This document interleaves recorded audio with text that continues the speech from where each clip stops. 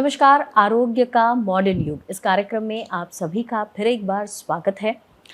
पिछले कुछ एपिसोड से हम किडनी और उससे रिलेटेड जो डिजीजेस हैं, जो प्रॉब्लम्स है, उसके बारे में बात कर रहे हैं।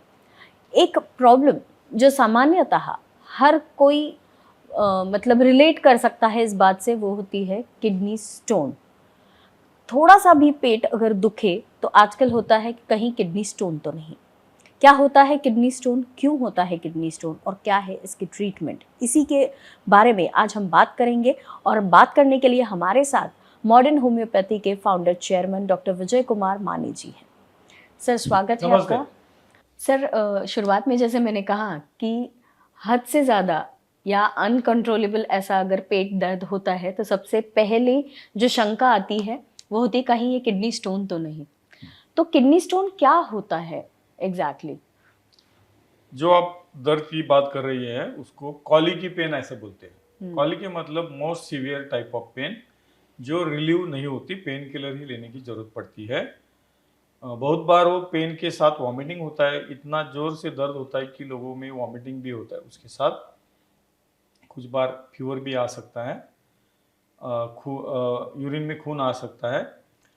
तो जो पेन होती है, जो जब कैलकुला जो है या स्टोन जो है, रीनल स्टोन, वो जब अटक जाता है यूरेटर में, तब वो इतना जोरों का दर्द देता है। जब वो स्टोन ज़्यादा हार्ड मटेरियल का होता है, जैसे कि कैल्शियम ऑक्सैलेट, तो ज़्यादा दर्द होने की संभावना रहती है। यूरेट के जो स्टोन होते हैं, यूरेट्स ऐसा बोलते हैं उसको, या यूरिक एसिड की, उसमें दर्द इतना नहीं होता। कैल्शियम ऑक्सैलेट स्टोन को ऐसे सुई जैसी स्ट्रक्चर होते हैं, तो चुभने की वजह से वो ज़्यादा दर्द देता है। पर ये स्टोन बनते ही कैसे हैं? मतलब बॉडी में ऑलरेडी एग्जिस्ट करते हैं या किसी वजह से, डिसफंक्शन की वजह से बनते हैं? हाँ, जैसे हम बार बार बताते हैं कि किडनी का एक फंक्शन है वेस्ट प्रोडक्ट बाहर निकालना। यूरिन की तरफ से, किडनी की तरफ से होता है, वो वेस्ट प्रोडक्ट बनते हैं।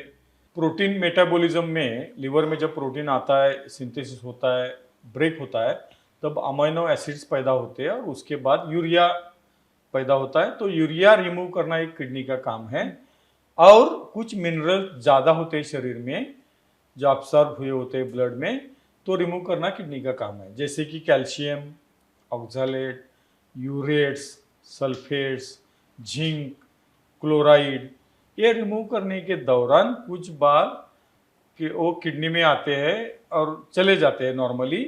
लेकिन जब किडनी का डिसफंक्शन होता है, तब ये यूरेट्स और ऑक्सैलेट्स किडनी में अटक जाते हैं। और छोटा सा अटक गया तो उसके ऊपर वो डिपॉजिट होके वो बढ़ जाता है और वो रीनल स्टोन या रीनल कैलकुला पैदा होता है।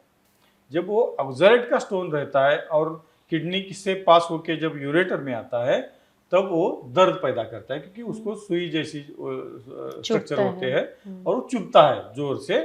तो वो पेन को कॉलिकी पेन या रीनल कॉलिकी पेन ऐसे बोलते हैं।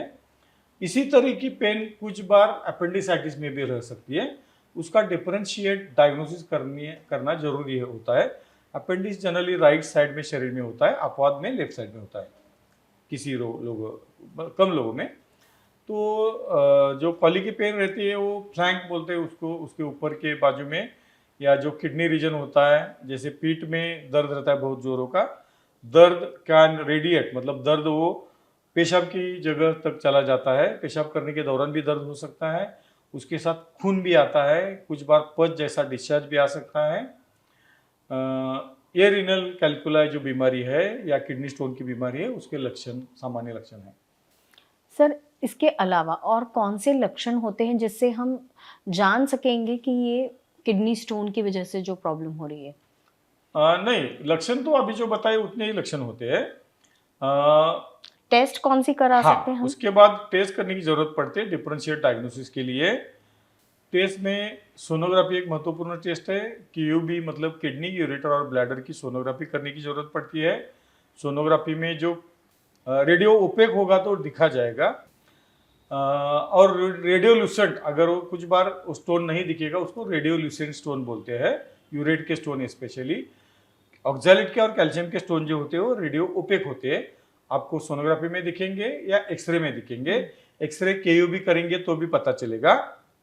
यूरिन रूटीन करना चाहिए, उसमें भी जो डिपॉजिट्स है कैल्शियम ऑक्सैलेट के या यूरेट्स के वो भी यूरिन में आ जाएंगे, उससे भी पता चलेगा।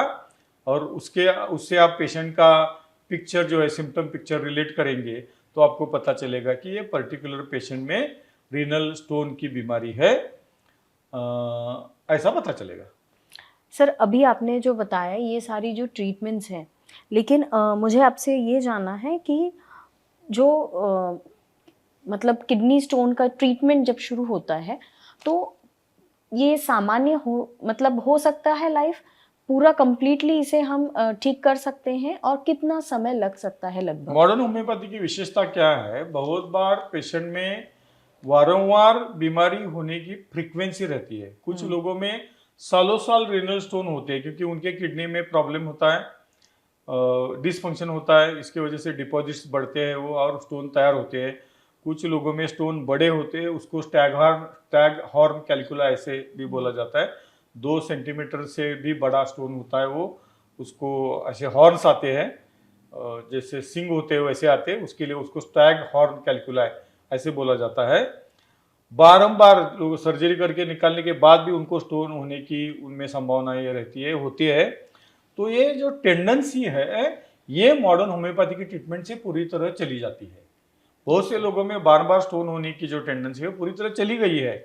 स्टोन तो चल पड़ती ही है, छोटे छोटे स्टोन हो, अगर 5-6 मिलीमीटर या 4 मिलीमीटर से 1 सेंटीमीटर तक के स्टोन है तो तुरंत पड़ जाते हो मॉडर्न होम्योपैथिक ट्रीटमेंट के दौरान।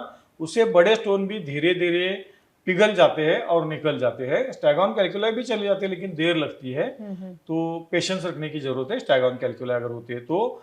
दूसरी बात, मॉडर्न होम्योपैथी के ट्रीटमेंट से किडनी का फंक्शन सुधर जाता है। जैसे हमने देखा कि डायलिस बंद होता है, क्रिएटिन नॉर्मल आ जाता है, डायलिस करने वाला जिनको बताया उनको करने की जरूरत नहीं पड़ती, इसका मतलब किडनी का फंक्शन सुधार हो जाता है। वैसे ही रीनल कैल्कुला में किडनी का फंक्शन में सुधार होने के कारण स्टोन होना बंद हो जाता है। सर अभी आपने जैसे बताया कि कई पेशेंट्स को निजात मिला है किडनी स्टोन से, वैसे ही आपके एक पेशेंट है सुधाकर परब जी, उनके बारे में आप क्या बताएंगे? हाँ, परब जी में भी वही था, टेंडेंसी थी रीनल कैल्कुला होने की, फॉर्म होने की, इसलिए हमने उनको ट्रीटमेंट दे दिया तो जो रीनल स्टोन है वो तो चले गए। उनमें से बहुत से स्टोन होते थे, बार बार होते थे, नंबर ऑफ स्टोन की संख्या भी ज़्यादा थी, तो उनमें वो चले गए और जो टेंडेंसी वो भी पूरी तरह चली गई। तो हमारे ट्रीटमेंट में बहुत से लोग रीनल कैल्कुला के ऊपर ट्रीटमेंट करते हैं, स्पेशली आयुर्वेदिक वाले लोग भी करते हैं। हमारी विशेषता क्या है कि जो टेंडेंसी वो पूरी तरह चली जाती है, किडनी का फंक्शन सुधार हो जाता है, नॉर्मल हो जाता है, तो जो टेंडेंसी है चली जाती है। तो लोगों ने हमारे पास कब आना चाहिए, जिनको बारंबार स्टोन होते हैं, एक दूसरा स्टोन है वो जो कुछ लेना है वो ले लीजिए, स्टोन चला जाएगा तो हमारे पास आने की जरूरत नहीं है। बारंबार स्टोन होते हैं, किडनी में प्रॉब्लम दिखता है तो हमारे पास आना चाहिए जी। किडनी स्टोन का और एक बात मैं बताना भूल गया कि लोगों में क्या होता है, जो लोग स्पेशली महाराष्ट्र में या यूपी में भी देखा मैंने, तम्बाकू जो लोग खाते हैं, मतलब च्यूइंग करते हैं और जो बीटल नट खाते हैं या गुटखा खाते हैं, ऐसे लोगों में रीनल स्टोन होने की संभावना बहुत ज्यादा दिखती है। मतलब ऐसे लोगों में स्टोन ज्यादा पैमाने पे दिखते हैं। तो मैं एक आपको विनती करना चाहता हूँ, नागपुर रीजन के लिए स्पेशली, उधर खर्रा खाते हैं लोग, नागपुर वाले लोग, तो खर्रा नहीं खाना चाहिए, बहुत डेंजरस है, एक तो कैंसर पैदा करता है जी। और वो खर्रा की वजह से रीनल स्टोन भी होते हैं तो किडनी फेलियर होने की संभावना है। स्टैगॉन कैल्कुला अगर हो गया तो it can lead to kidney failure, तो ये बंद करना चाहिए। कुछ रीजन में मैंने बुल्ढाना और कुछ रीजन में देखा कि जो पानी लोग इसका जमीन के अंदर का पीते हैं, बोर का पानी पीते हैं, बोरवेल का, उनमें मिनरल्स कुछ ज्यादा रहते हैं, फ्लोराइड या कैल्शियम क्लोराइड, तो ऐसे लोगों में भी रीनल स्टोन होने की संभावना रहती है। तो पानी प्रॉपरली प्योर करके वो पानी पीना चाहिए, बोर का डायरेक्ट पानी या वेल का डायरेक्ट पानी पीना नहीं चाहिए। अगर ऐसा करोगे तो आपकी किडनी भी अच्छी रहेगी, अच्छी काम करेगी, रीनल स्टोन होने का खतरा भी कम हो जाएगा या बंद हो जाएगा। जब किडनी स्टोन का पेन होता है तो मानिए कि पूरी शक्ति हमारी लग जाती है उसे सहने में, लेकिन वो हम कंट्रोल नहीं कर पाते हैं। ऐसे दर्द से जब परमानेंटली निजात मिल जाता है तो कैसा फील होता है, जानेंगे हम सुधाकर परब जी से। श्री सुधाकर परब, इन्हें किडनी स्टोन की समस्या थी। उन्हें पेशाब के समय दर्द होना, उनके पेशाब से खून भी आता था। उन्होंने कई डॉक्टरों को दिखाया, लेकिन उनकी तबीयत में कोई खास सुधार नहीं हुआ। नमस्कार, ये मेरे पति श्री सुधाकर विनायक परब। उनकी किडनी में स्टोन थे। हमने कई डॉक्टरों को दिखाया, लेकिन कोई फायदा नहीं हुआ। उन्हें इतनी तकलीफ होती थी कि पेशाब करते समय बहुत दर्द होता था। कभी कभी पेशाब में खून भी आता था। सुधाकर परब जी को बहुत तकलीफ होती थी। पेशाब के समय जलन होती थी और कमर में बहुत दर्द होता था। उनके 2022 के रिपोर्ट के अनुसार किडनी स्टोन की समस्या के साथ साथ उनके बाई किडनी का आकार भी कम हो गया था। फिर उन्हें मॉडर्न होम्योपैथी के बारे में पता चला और उन्होंने किडनी स्टोन के लिए वहां के उपचार लेना शुरू किया। मॉडर्न होम्योपैथी के उपचार शुरू करने के बाद परब जी को 2 से 3 महीनों में ही सुधार महसूस होना शुरू हो गया। मॉडर्न होम्योपैथी का सुझाव हमें हमारी बेटी की सहेली के पिता ने दिया। उन्होंने बताया कि दादर में मॉडर्न होम्योपैथी की शाखा है, जहां आप किडनी स्टोन का उपचार करवा सकते हैं। हम मॉडर्न होम्योपैथी दादर गए, जहां हमें अच्छे डॉक्टर मिले, जिन्होंने हमें पूरा समर्थन दिया। उन्होंने हमारे सारे पुराने रिपोर्ट्स देखे और उसके अनुसार उपचार शुरू किया। उपचार लेने के 2-3 महीनों में ही फर्क पड़ना शुरू हो गया। परब जी की 25 फरवरी 2023 की रिपोर्ट के अनुसार उनकी दाई किडनी में 3 सेंटीमीटर का स्टोन था और बाई किडनी में 6.7 मिलीमीटर का स्टोन था और भी 2-3 छोटे छोटे स्टोन्स थे। उनके पित्ताशय में भी 4.5 से 5 मिलीमीटर का स्टोन था। मॉडर्न होम्योपैथी के उपचार लेने के बाद उनकी 4 अक्टूबर 2023 की रिपोर्ट में दाई किडनी का स्टोन 24 मिलीमीटर इतना कम हो गया है और बाई किडनी का स्टोन पूरी तरह से निकल चुका है। उनके पित्ताशय के स्टोन भी अभी काफ़ी कम हो गए थे और उनकी दोनों किडनी का आकार भी अब नॉर्मल हो गया है। उनकी दोनों किडनी में स्टोन थे। एक किडनी का स्टोन 3 सेंटीमीटर का था, जो अब मॉडर्न होम्योपैथी के उपचार से 24 मिलीमीटर इतना कम हो गया है। डॉक्टर की राय पर हमने उपचार शुरू रखे हैं। इससे बहुत फर्क महसूस हुआ है और अगर आप में से किसी को भी किडनी स्टोन की समस्या है तो आप भी मॉडर्न होम्योपैथी में ज़रूर जाएं। सुधाकर जी पहले बार बार बीमार पड़ते थे। मॉडर्न होम्योपैथी के उपचार से अब उन्हें भूख लगती है, अच्छी नींद आती है और सेहत में भी सुधार हुआ है। किडनी स्टोन की वजह से वे बहुत मानसिक तनाव में थे, लेकिन मॉडर्न होम्योपैथी के उपचार से अब हमारे घर का वातावरण खुशहाल है। अब उनकी किडनी स्टोन की समस्या कम हो गई है। मॉडर्न होम्योपैथी के उपचार से परब जी अब सही से खाना खाने लगे हैं। उनकी नींद भी पूरी हो रही है और उनकी सेहत में सुधार हुआ है। मॉडर्न होम्योपैथी के उपचार से उनकी सारी तकलीफें कम हो गई है। 15 दिनों के अंदर ही उनका पेशाब सही से होने लगा, उनकी कमर का दर्द कम हो गया और जलन होनी भी कम हो गई। उनकी किडनी स्टोन की समस्या कम हो गई है और वे अब स्वस्थ और खुशहाल जीवन जी रहे हैं। अभी हमने देखा कि किडनी स्टोन से निजात पाकर सामान्य जीवन जीना कितना आनंददेय हो सकता है। सर, जाते जाते आपसे एक रिक्वेस्ट ऐसे करूंगी कि हमारे जो व्यूअर्स हैं उन्हें आप थोड़ा सा अगर बता सके कि किडनी स्टोन की तकलीफ से अपने आप को बचाना है तो क्या प्रिकॉशंस हमने लेने चाहिए?